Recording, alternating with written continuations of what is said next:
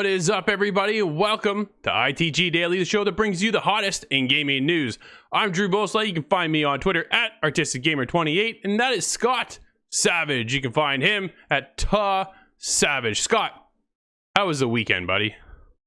Oh, a lot of gaming this weekend. Got into some nice old nostalgia and some new games to come. But I don't think I could talk about that at the moment. Nice. I was playing, dude. I jumped into Last Oasis. I'm hooked on that game right now. I'm absolutely hooked. I love that game. I was supposed to get into Outriders, and I never got there, dude. I got Last Oasis, and then I've got one I'm working on for review. PS5 exclusive, Returnal. I can say very little about that game, but man, wow. Look for that review this week. Dude, it's a roguelite, which is not my style whatsoever, right? We all know that. But it's got this bullet hell mechanic behind it, and the story, the visuals are incredible. Like, dude, wow. But yeah, definitely check out my full review coming up very, very soon. But yeah, we're allowed to say very little. And that's probably about as much as I can say right now, I feel. So let's stick with that. But what's coming up on today's show? Well, is Starfield launching this fall. Respawn wins an Oscar. And while we have a ton of rumors. And don't forget, you can be a part of the show. Join us live every day, Monday to Friday on twitch.tv/theofficialITG. Or follow us and hit us up later on YouTube, podcast services around the world, and TV streaming networks. Or, of course, go to InsideTheGame.ca. There you can find all of our social channels. Hook us up, look us up, and join, be a part of the show. Scott, you ready to get going, buddy? Oh, I'm ready. There's been a lot happening this weekend. Absolutely. Could IO Interactive, the team behind Hitman and the Hitman franchise, be in talks with Xbox? The latest episode of the Xbox 2 podcast took place just over the other night over on YouTube, where Windows Central editor Jez Corden appeared to hint that Xbox might be working on some kind of deal with the Hitman Studio IO Interactive team. Asked about whether Warner Brothers Interactive Entertainment acquisitions talks would resume and maybe see new additions like IO Interactive, Corden teased that fans should keep an eye on IO Interactive. Corden didn't elaborate further. To keep in mind, this doesn't necessarily mean anything of any kind whatsoever, right? Accusations, rumors, that's all that's kind of speculating. But this could be an opportunity, though, Scott, for Xbox to sweep in. They are working on IO Interactive, working on the next James Bond game, too. Something we haven't seen in a very long time, buddy. Oh, and I'm getting more and more excited as time goes on. Just the idea of a James Bond game coming back with somebody like IO behind it just gets me really excited. And this news is, at the moment, just rumors and speculation, but Xbox has been making a lot of big moves lately. So there's a couple things that I would really like to see come out of this, but only time will tell. No, absolutely. We've seen a lot of progress. IO Interactive left Square Enix. Now they went on their own, self-publishing, doing their own thing. Hitman 3 drops. Dude, it hits hard. It is everywhere. Everybody's loving the game. It was so good. I absolutely had a blast playing it. I felt it was just a little too short, just because I wanted more Hitman, but there's a lot of gameplay behind it. So I'm curious to see where James Bond falls in their repertoire of gaming. Well, and one thing that I am considering is if Bond is, confirmed, that's on the way, they're working on it. There's another James Bond offshoot kind of game that I'm really looking for, and one that I've dipped back into this weekend. That is Perfect Dark. Now, that doesn't get used a lot. You don't hear those words together very often because Perfect Dark, the second one, was not quite a commercial success. But Xbox in big talks, they own the rights to it. It doesn't seem like Rare is working on a new Perfect Dark at the moment. So, I have my fingers crossed that we'll see that come up soon. Well, it is in the works. They did tease that Perfect Dark is on the way, so we will see something. I don't know when we're gonna see it. I want to say it was who's that new team they just formed there? Inquisition? Is that who the heck? Man, I can't remember. Scott, do a quick Google search, buddy. Look up Perfect Dark. It is definitely in the works. It is coming, so expect more on that one soon. Will we see it at E3 this year? That will be something to talk about. But there's rumors flying about the next Call of Duty title and potential Warzone updates. Found on Twitter was an image describing the rumor situation. Sledgehammer Studios are on the verge of getting sent back to support studio right now. The next Call of Duty is in such a horrible state that it is not even worth it to release this year. Here's what's happening with the franchise. Sledgehammer Call of Duty is basically unreleasable in the state it is in. Infinity Ward will be given back control of Warzone after Call of Duty Season 5. This was confirmed in an article. Activision still needs to release something this year, so they are pulling out an ace up their sleeve and going to release Modern Warfare 2 Remastered multiplayer. Scott, what is going on over here? It sounds like kind of a mess. Something happened and they're kind of scrambling to save face or continue their production and release something of value every year, it seems. So this is, at the moment, unconfirmed. It is speculation of some sort, but this appears to have enough detail in it, some inside information, that it gives me hope that this really is what's happening, or not too far off of the mark. But if this Call of Duty game, as I understand it, was supposed to return to World War II, I don't believe the last World War II Call of Duty did very well commercially, so that perhaps it's not the most urgent thing to bring forward. But they want to release something this year in that coveted holiday space. So why not do something that is a release update for Warzone and also form of, it's some kind of advertisement on its own. If Modern Warfare 2 multiplayer comes out, and everybody's gonna be on that for sure. And then updates coming to Warzone kind of just bring in that whole group of players, and perhaps they're not so familiar with Modern Warfare. Sure. And we've long known that Modern Warfare 2 remaster is in the works. No, absolutely. But are we getting tired of the World War stuff? Because we saw a huge fatigue in that, right? Going back and forth between this and Battlefield, and it became too much. So then they kind of changed the genre a little bit, changed the time period. And now I think they just can't find where they want to go, where they want to be placed in the next Call of Duty franchise segment of, more Call of Duty, because we get it every single year. It is definitely one of the biggest games out there. Warzone is massive, and it sells, and is Activision's biggest title. Yeah, there's been a lot of World War II, especially under the Call of Duty banner. Oh, yeah. A friend and I were speaking of this recently, and I said, I think we were done about the time of Call of Duty 3. We had fought the Germans longer than the war had ever lasted, and it's just at a certain point you want to move on. Things get stale, and then I sort of corrected myself, because Call of Duty World at War was quite possibly the best World War release that I've ever played. So sure. There's two sides to the coin, but personally I would rather see them work in the near future in a Modern Warfare setting or a future warfare setting. I actually really enjoyed the Advanced Warfare and Call of Duty Infinite that came out that was not super successful. It wasn't at all, unfortunately. But what I think will be successful is Starfield. Rumors again are floating around. Randall Thor 19 says over on Twitter, Starfield is 100% exclusive to Xbox. And that Starfield was supposed to come out last year and was delayed because of COVID, and Bethesda is now in bug fixing and polishing mode. Starfield was announced back in 2018. If Starfield does make its rumored holiday release, it would give Microsoft a packed release calendar this half of the end of the year with Halo Infinite. Scott, place this, right? So, dude, we get Halo Infinite around what we're figuring is going to be around what? November? Probably, likely, right? Highly likely. I would expect another Forza edition.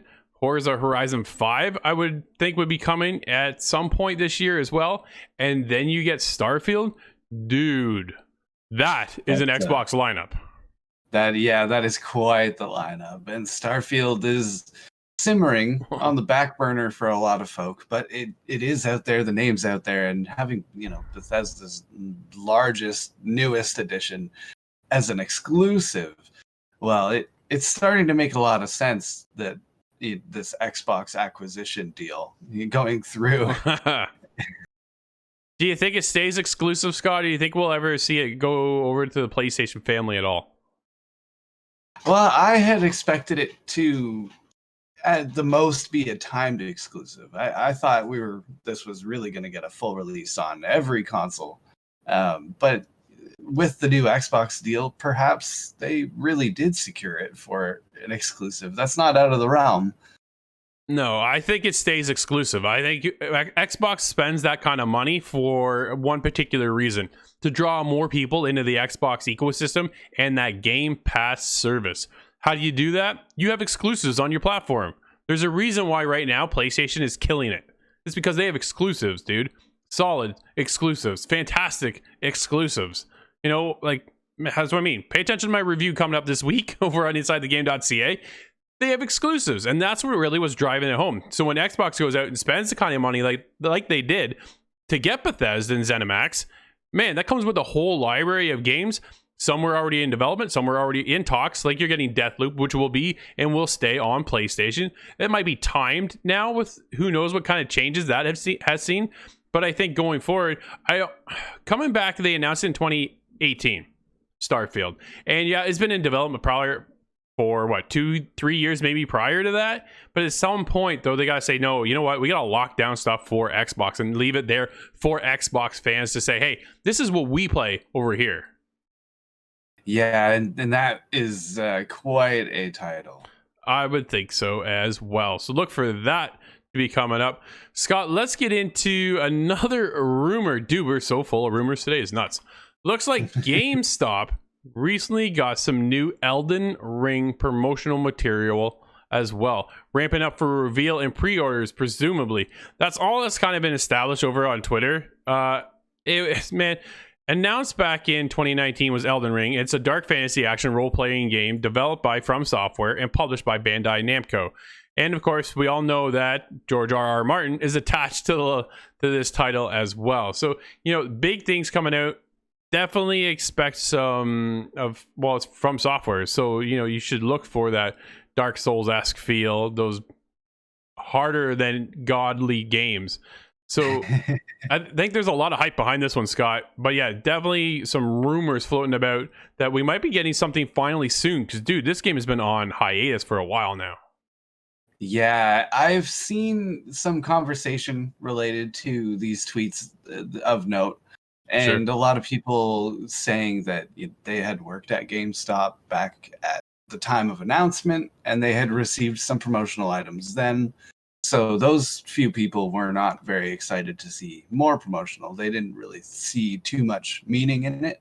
Sure. But we are, several years on now. So it is going to edge towards release. And perhaps this is just another wave of marketing, but it certainly gets my hopes up that we're going to see something soon. But having George R.R. Martin attached to the project, it tells me that I need to keep some patience. Yeah, exactly. Still be slowly making its way out. It could be another 3 years just in writing development alone, right? So who knows where we're at. George R.R. Martin is there to write the back arcing story behind the game. So who knows how much he's been focused on just handling that prior to everything else he's already working on. But this is dude, when this game drops, I think it's going to be absolutely massive. Oh, yes, for sure. Yeah. Let's get into one more rumor. Are we ready for this one? Stalker 2. The release of Stalker 2 may take place at the end of this year. This was announced by voice actor Alexander Vikov, who gave his voice to the shooter and marked from the cult trilogy Stalker. So look for that. He says it's coming this winter. Any hopes for this one, Scott? Oh, I am very curious. I totally missed Stalker the first time. Okay. I still haven't even seen too much about that game, even years later. But I know that it has a very important place for a lot of people. It really did a lot to establish what this kind of creepy survival shooter kind of genre is. Yeah. And I'm so curious to see it. So I'm going to be checking that one out when it does drop. Now, we don't have a release date. They still have not quite officially given a release date, but No. they are Winter. expecting sometime this at the end of this year. That's certainly close enough for me. If they push it to like February, I think that could hit the sweet spot, because we've seen February hit a bit of a lull, and then you get one or two titles that just kind of stand out and then take the entire month. That would be a good opportunity for them, yeah, because Stalker being kind of reborn, Yeah. it's been out of the radar for a long time. So maybe that is the right decision. And I'm seeing details that it will be available on Xbox Game Pass on release day.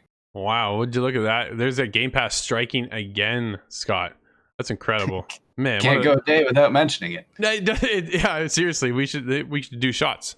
All right, look who's doing shots is Respawn Entertainment, a studio of Electronic Arts and Oculus Studios, win an Oscar for Best Documentary Short, Colette, at the 93rd Academy Awards. Dude, I brought this in here because I think it's very important, and it's a standout in the industry, making the first video game company to win an Oscar. Colette is directed by Anthony, Gashino. We're gonna go with that. Available to stream on The Guardian and Oculus TV, and featured in the Medal of Honor Above and Beyond game. Respawn won an Oscar for this. It's a documentary. Over on Respawn, they quoted out, quote, "We could not be more proud of Anthony and the team's work in bringing Colette's story to life as part of the Medal of Honor, a video game franchise rooted in history and retelling of veteran stories to generations for years to come," said Peter Hirschman, creative director at Respawn Entertainment. "As we continue to take steps towards further legitimizing the creativity and passion in those in the games industry, we hope that this is the first of many Oscars for video game companies who've shown time and time again how powerful and impactful storytelling through this interactive medium can be."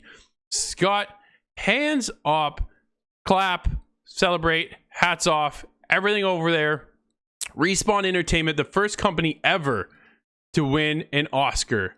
Congratulations to them. That is incredible. And if you haven't played their latest Medal of Honor game, dude, it's a VR title. That is awesome. That's surprising for me to learn in general that they would release a VR title, but I'm very excited, being quite a fan of VR myself. That seems like a great venue for something like this, and it's evidently you can tell great stories through that medium. Putting you in those shoes of the character or the protagonist or even just an observer in virtual reality is a very powerful method of storytelling. No, absolutely. So the documentary short follows Colette Marine Catherine, one of the last living members of the French Resistance, as she returns to Germany for the first time in 74 years. Colette had refused to step foot on the country since the conclusion of World War II, but that changed when a young history student named Lucy entered her life and encouraged her to visit the concentration camp where the Nazis killed her brother. Colette received a festival theatrical release ahead of the launch of Medal of Honor Above and Beyond, winning numerous awards, including an Oscar, qualifying wins at Big Sky Documentary Film Festival and St. Louis International Film Festival as well. Dude, that is fantastic. It's nice to see that people are starting to understand that video games aren't just the, in mom and dad's basement. I always say, a lot of people I still talk to these days still think that we're all down in mom and dad's basement playing video games. I'm sorry, but this is a huge industry. We are taking over the world, Scott. It's all ours. You ready to take it? Let's go. And I haven't been in my dad's basement for at least 10 years. That's right, man. I'm living up top. I'm upstairs now. I'm not in the basement. No, we're in a huge industry, man. Hands down. So it's nice to see that we're finally seeing some of that recognition coming over that, only the movies and television shows were winning at points in time. So it's nice to see that we're now in a different time frame. But let's move on because, well, quote out of Jim Ryan, we'll make sure the PS5 generation has more exclusive software than ever before. Sony Interactive Entertainment president and CEO Jim Ryan has revealed in a new interview that PlayStation Company is not slowing down investment in exclusive content for PS5. Scott, I brought this up at the beginning, man. There's a reason why PlayStation is leading. It's because of the exclusives, dude. Right? That's what's happening right now. Ryan addressing the ongoing competition with Microsoft in the wake of the latter studio acquisition spree. We have been quietly but steadily investing in high-quality games for PlayStation, said Ryan, and we will make sure the PlayStation 5 generation has more exclusive software than ever before. We have changed in mergers and acquisitions several times in the past, such as Insomniac Games. We will not rule out the option in the future. PlayStation 5 has a lot of software by Japanese developers from early on, he said, and ongoing, I would like to strengthen our ties with Japanese developers and release content on PlayStation 5 suited to the Japanese market. That was in comments to the fact that they closed some of their Japanese studios after just pushing everything over with Astrobot. So, dude, exclusives sell consoles. That's the biggest thing I take away from that. We're going to see more. Insomniac, they purchased Insomniac Studios. Dude, Spider-Man. Where do you play Spider-Man? You get on the PlayStation. You'll get that on Xbox, and you'll never see that on Xbox. Which pains me slightly, just because I've historically been on the Xbox side, but more and more as time goes on, pulls me into the PlayStation Network. It really seems like this statement kind of alludes to their strategy of playing the long game.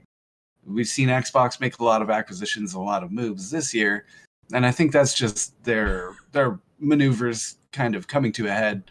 But PlayStation, I would be very surprised if PlayStation was just sitting around twiddling their thumbs. You know, that's not how you remain competitive in this market. And if they're going with Japanese development and another market there, I think that's something that we'll see several years from now, but we will see something come down the line there of a lot of value. Absolutely. Northern Nerdcast joins us live at twitch.tv/theofficial ITG and says, not true. Lego Marvel is there. There's your Spider-Man. Northern Nerdcast, go take your Outriders and shoot yourself in the foot with that comment. I don't want to stand for you. Get out of here. Get out of my Twitch chat. Take it back. That's something for you if you want to follow that. That is not close to Spider-Man Miles Morales. They're two completely different games. Get out of here. Think you're coming back on my show. We'll see about that. Let's see. Dude, I'm happy to see the investment that Jim Ryan is standing behind because, like I said, it keeps selling, right? Returnal is coming out. It's coming out this weekend, this weekend. So that's what I mean. Huge games like Returnal. We're going to get other... Dude, they're working on another Spider-Man, right? We're talking about Horizon Forbidden West, God of War. Like, there's only certain places you can find these games. We did see Horizon Zero Dawn, though, move its way to PC, which was a bit of a surprise, but not until, like, years later. Yeah, and it raises some questions. Are we going to see more come down the line, go on to PC? Are we going to see new releases come to PC? Could that be part of Sony's greater overall kind of long game? I'm very curious to see, and I enjoyed the PC version of Horizon myself. So that would be a very welcome course of action in my books. No, absolutely. Lots of things going on there. It's very cool to see the transition and stuff move over to having this battle between Xbox and PlayStation.